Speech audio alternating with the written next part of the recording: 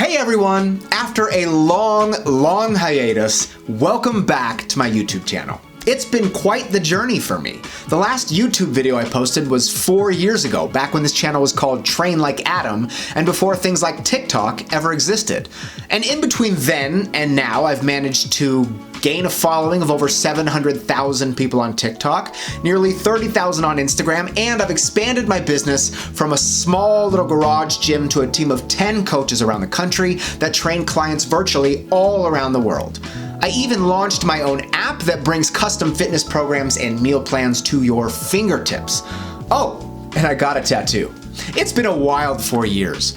And I'm not telling you all this to gloat. I'm telling you all this because it's a perfect tie-in to today's video, which is 3 specific things that I've learned as a coach in the last 4 years. And I'm also going to tell you how they might apply in your life.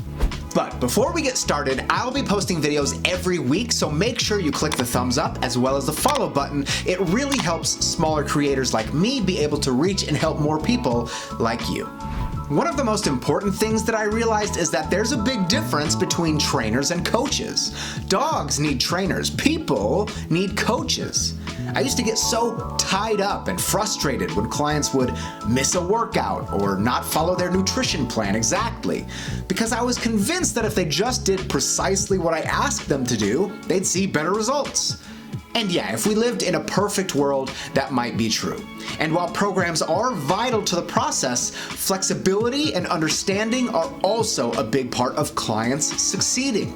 It's not a coincidence that they would start to see better results once I was able to better empathize with them, acknowledging the fact that life was sometimes going to get in the way and realizing that my plan, our plan, could change and adjust to reflect life's events. And this doesn't just apply to me as a coach, you can also apply this to yourself. Having a plan is great. I feel strongly that it's going to put you in a better position to succeed if you have one.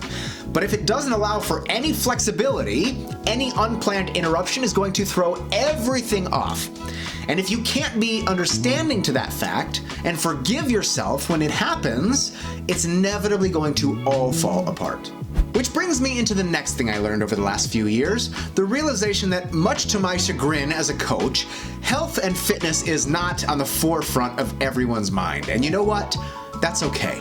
I'm embarrassed to admit that it took me way too long to understand that my clients were not coming to me because they desperately wanted to make fitness their entire personality. I've since learned that all exercise needs to be is an addition to the life they already live.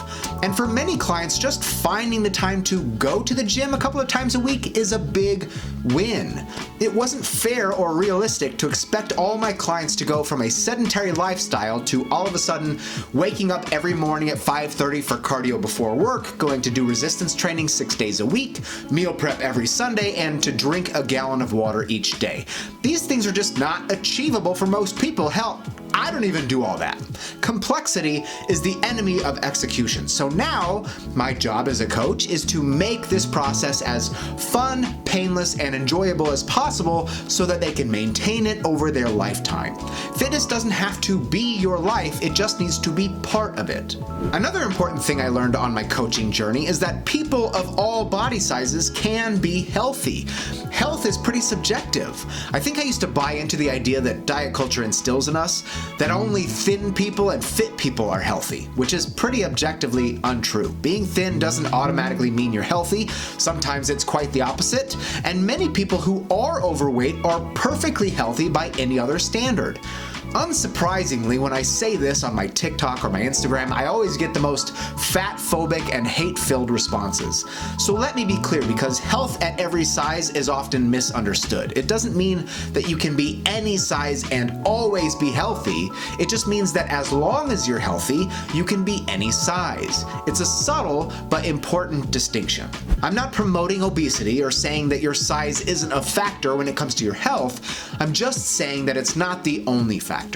And that's where I'll stop today, but it's certainly not everything I've learned. I'll save some others for future videos, and if there's anything you'd like me to discuss, comment below and I'd be happy to take your ideas. But for now, thanks for watching. I'll see you next time.